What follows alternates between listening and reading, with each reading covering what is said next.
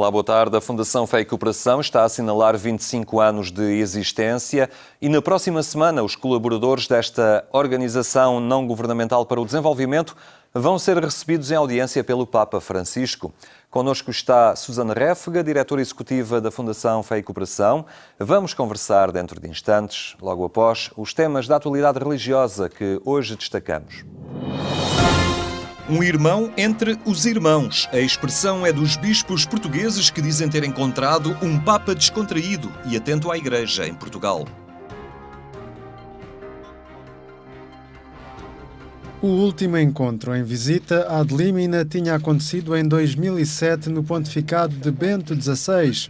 Agora, de regresso ao Vaticano, os bispos foram recebidos por Francisco e relatam a simplicidade e o afeto que receberam do sucessor de Pedro. Foi um encontro muito fraterno, de um irmão entre os irmãos. Ele, Pedro, no centro, e nós tratados como o grupo dos apóstolos e os sucessores dos apóstolos, e numa articulação e numa atmosfera tão fraterna, tão serena e de confiança. Pessoalmente encontrei uma pessoa cansada, mas serena, e fiquei com a nítida impressão de alguém que tem uma plena consciência daquilo que são os grandes problemas mundiais e de alguém que serenamente se assume, ou melhor, não o diz, mas percebe-se que é um homem que sente sobre si o peso do mundo. O encontro do Papa foi um momento abençoado de diálogo. É a terceira vez que eu me encontro com o Papa Francisco, mas hoje, nesta visita ad limina, o encontro foi um diálogo mais prolongado. Teve também esta novidade de ser um encontro com os vários bispos da província eclesiástica de Braga em conjunto, em que nós podemos partilhar todas as nossas questões, os nossos pedidos, a nossa partilha e ouvir o Papa de uma forma de diálogo tão próximo e tão fraterno que nos impressionou e contagiou a todos. No encontro que manteve com o episcopado português, o Papa sublinhou a necessidade de uma maior atenção à juventude, referindo que se registra uma debandada da Igreja. Sublinhou a necessidade de uma ação pastoral centrada na família e desafiou ao acolhimento perante os refugiados que estão a chegar à Europa. Para mim, este discurso do Papa deu-me, eu vou dizer, uma grande alegria porque veio sublinhar aquilo que são as minhas preocupações dos últimos anos, não é? No sentido de reconheço que me encontro em Braga, uma diocese com uma tradição cristã com muitos séculos e, portanto, muito enraizada, mas uma fé que não está devidamente personalizada, não é? E nos últimos anos nós temos vindo a trabalhar uma fé mais pessoal, com mais convicções, com maior reflexão e que naturalmente provoca uma incidência nas realidades terrestres, não é? O Papa assertivo em pontos essenciais, mas também disponível para o diálogo e pela aceitação, porque ele começou por nos dizer, estamos aqui para o diálogo aberto, para inclusivamente algumas críticas que tenham a ser feitas, quer aos organismos do Vaticano, quer a mim próprio. A visita ad limina prossegue até ao final da semana, com os bispos a participarem na audiência geral do Papa e em encontros nos diversos organismos da Cúria Romana. Vemos, ouvimos e lemos, não podemos ignorar. O mote do poema é o lema da Plataforma de Apoio aos Refugiados, que junta a Igreja e a sociedade civil.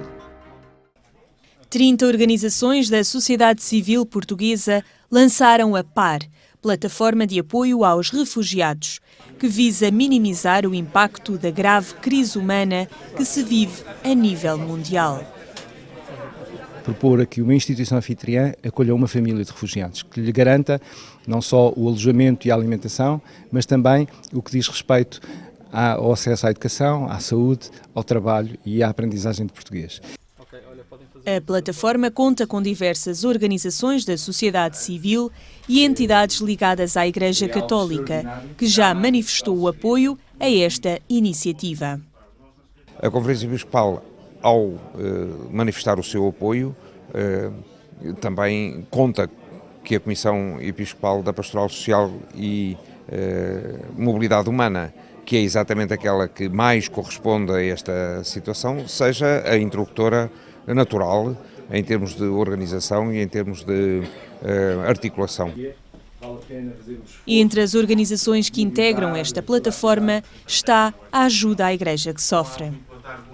Nós apoiamos os campos de refugiados que há na Síria, que há no Iraque, que há no Líbano, que há na Jordânia. Apoiamos diretamente os refugiados. Se os apoiamos lá, como agora foi dito na apresentação, também temos que os apoiar cá. Portanto, a nossa missão é estar junto daqueles que sofrem, da Igreja que é perseguida, mas de todas as pessoas, independentemente das suas convicções religiosas, das suas convicções políticas, como foi também aqui dito.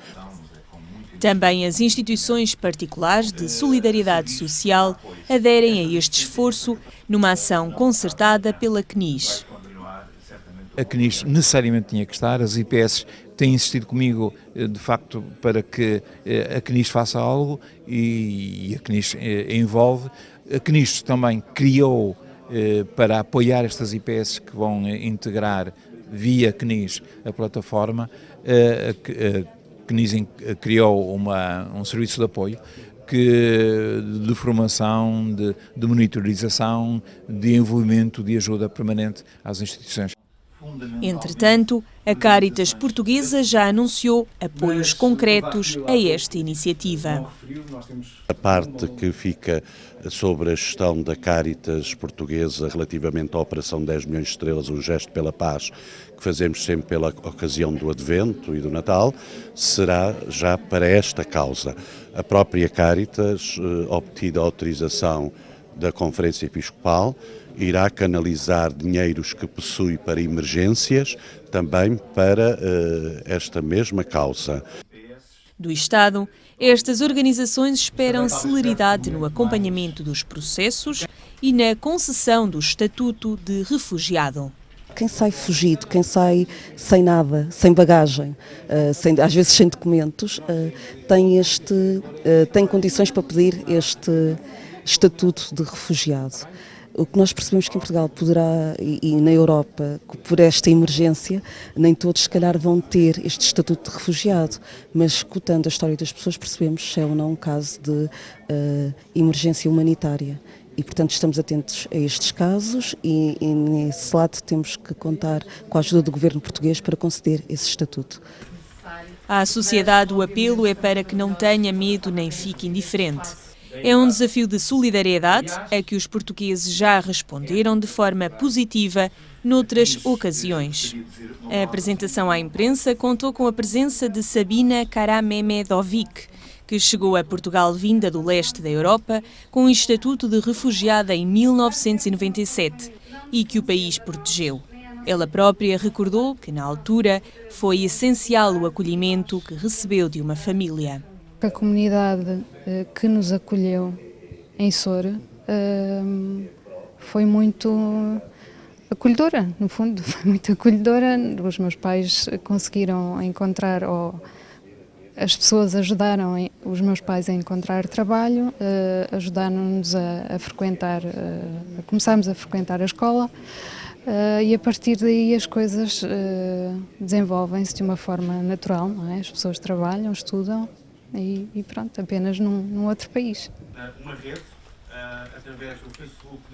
A conferência de imprensa foi o momento escolhido para lançar o sítio online da plataforma de apoio aos refugiados, em www.refugiados.pt, que na página principal tem uma frase da escritora Sofia de Melo Breiner: "Vemos, ouvimos e lemos. Não podemos ignorar." Em Roma, Dom Manuel Clemente também já reagiu ao apelo do Papa que pede à Igreja para acolher estes refugiados. Por paróquia, haja pelo menos uma família que se disponha a acolher uma destas famílias refugiadas, porque é diferente o apoio que nós prestamos normalmente aos refugiados que vêm sozinhos e aquilo que se tem de fazer em relação a famílias inteiras, até às vezes com várias gerações, avós, pais, netos, e então nada melhor do que envolver diretamente as famílias nesse acolhimento e acompanhamento, com certeza com o apoio depois de todas as estruturas. E o Papa nem está a pedir necessariamente que essas famílias incluam as famílias refugiadas nas suas próprias casas, mas que se ocupem delas e do acolhimento que é necessário e do alojamento que é necessário para que tudo decorra da melhor maneira.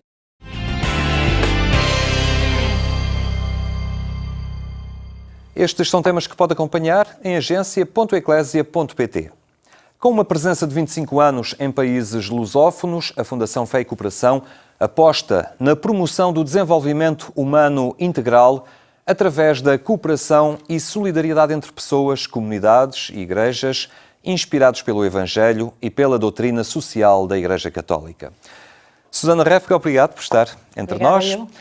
25 anos já são 2 décadas e meia, muito tempo, para um trabalho que também foi evoluindo, ele próprio. Vão ser recebidos pelo Papa Francisco. De alguma forma, o que é que pretendem transmitir a esta figura singular da Igreja?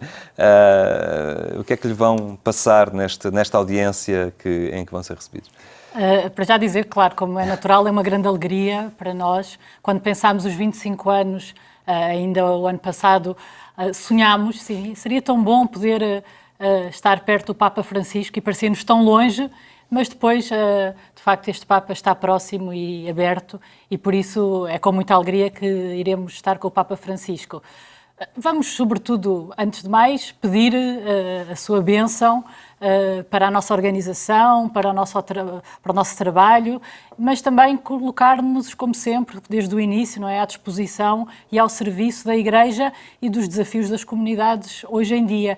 Por isso será um momento claramente de celebração, de muita emoção para nós e para a nossa equipa e também de confiança. Um momento em que, conjuntamente com o Papa, podermos confiar as nossas intenções, as nossas preocupações, os nossos sonhos, novamente, nesta comunhão que é a Igreja e junto do Papa Francisco, que tanto nos tem inspirado desde o início do seu pontificado.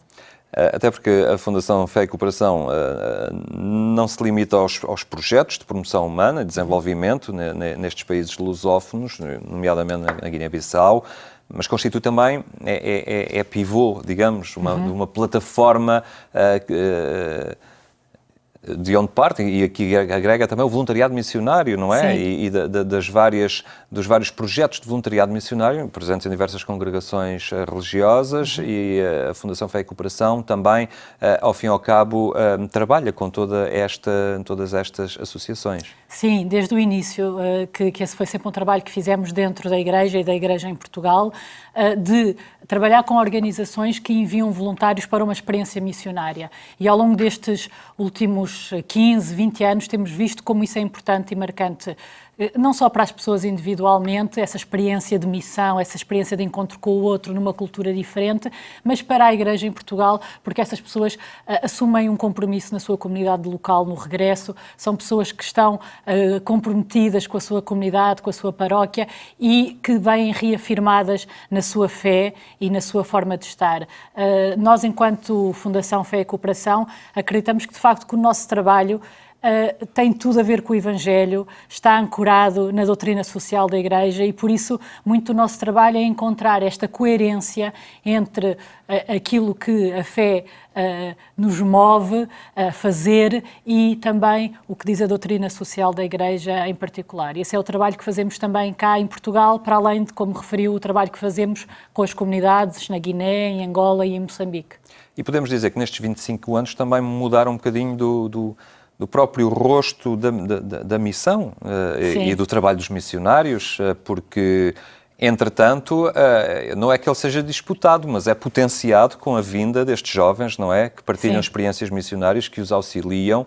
No início, talvez, esta ousadia jovem foi olhada com algum receio ou, por parte dos missionários que estavam sempre no terreno. Eles diziam sempre, não é uma semana nem um mês que muda nada.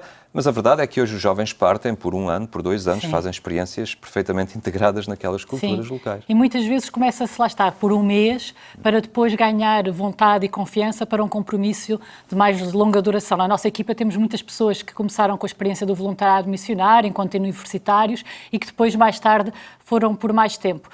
Sim, eu acho que foi mudando o rosto da Igreja, esta experiência do voluntariado missionário, porque, lá está, envolve os leigos na missão adjentes de outra forma, envolve os jovens e centra-se muito no acreditar na força do encontro. Ou seja, é verdade que numa semana não se consegue levar para a frente um projeto de desenvolvimento, isso é verdade e nós concordamos, mas o encontro é possível. E esse encontro é dinamizador de mudança, quer nas pessoas que partem de cá, quer nas pessoas que estão lá, que também olham para a pessoa que vem da Europa de outra forma, com outra perspectiva e veem que o diálogo é possível. E neste mundo, por um lado, tão globalizado, mas por outro lado, em que as diferenças culturais têm radicalizado, estas experiências de encontro de jovens de culturas diferentes num contexto de missão, acho que cada vez são mais pertinentes. 25 anos, penso que não será isso que pretendem, no sentido de destes 25 anos vos terem ajudado a entrar numa, podemos dizer, numa velocidade cruzeiro. Penso que não querem uma velocidade cruzeiro, querem estar a acertar velocidades continuamente consoante as necessidades que são exigidas. Os próximos 25 anos, como é que pretendem prepará-los? A dois níveis. Acho que realmente a questão da velocidade e do crescimento, costumamos dizer na FEC que não acreditamos no dogma do crescimento da organização crescer por crescer.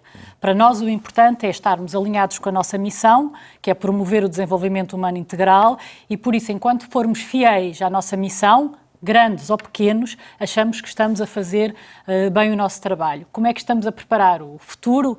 Neste momento, desenvolvendo o próximo plano estratégico. Tínhamos um que está agora a terminar no final de 2015 e desde janeiro que estamos com um processo interno, participativo, para pensar os próximos 5 anos da nossa estratégia.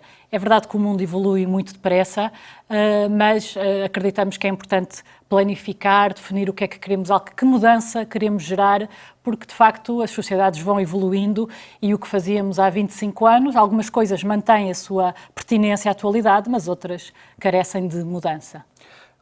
A atualidade, não podemos fugir dela, está a ser dominada por este fluxo de dimensões bíblicas de refugiados em direção à Europa.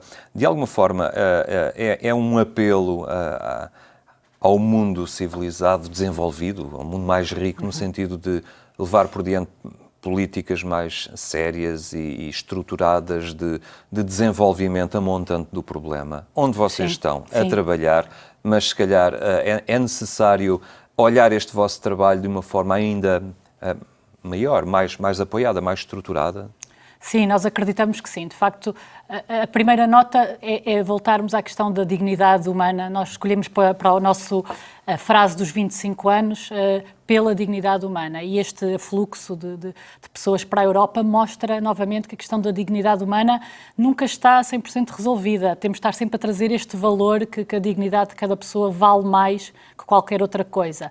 E, de facto, olhando para as pessoas que estão a tentar chegar à Europa, nós encontramos uma parte de pessoas que são claramente refugiados por questões políticas e de perseguição e de guerra, mas muitos também são migrantes económicos, pessoas que saem da sua terra porque na sua terra não encontram condições para criar a sua família, para viver. As pessoas, quando saem do seu país, é muitas vezes com sofrimento. E, nesse sentido, o nosso trabalho é um trabalho preventivo, porque havendo desenvolvimento nestes países, havendo menos diferenças em termos de riqueza entre a Europa, a América do Norte e o resto do planeta, com certeza haverá menos pessoas a sair dos seus países. São questões complexas, os fluxos migratórios são de facto questões muito complexas e, embora nós não trabalhemos diretamente com as populações que imigram e que chegam à Europa, trabalhamos e vemos claramente que quando há desenvolvimento social, económico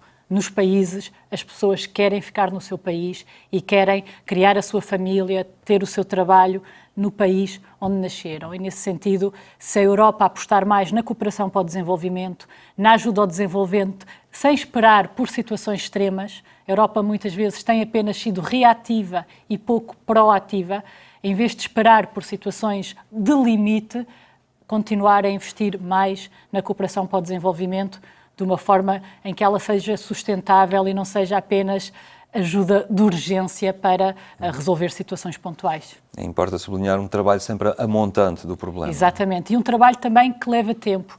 Não vamos conseguir resolver situações em 3 anos, em 5 anos. Termos esta noção de um tempo que exige a mudança social é também importante. Esse é um dos problemas, é o tempo que leva, não se coaduna muito com os ritmos dos políticos atualmente, não é? Sim. E das agendas mediáticas. Sim. E depois há aqui às vezes algo inconciliável, não é? Quer-se tudo com uma resolução muito imediata. Sim, sim. Essa é uma das dificuldades que temos no cotidiano, no trabalho. Muitas vezes os projetos exigem-se resultados que são irrealistas, ou seja, em 3 anos não é possível mudar a estrutura social de um país.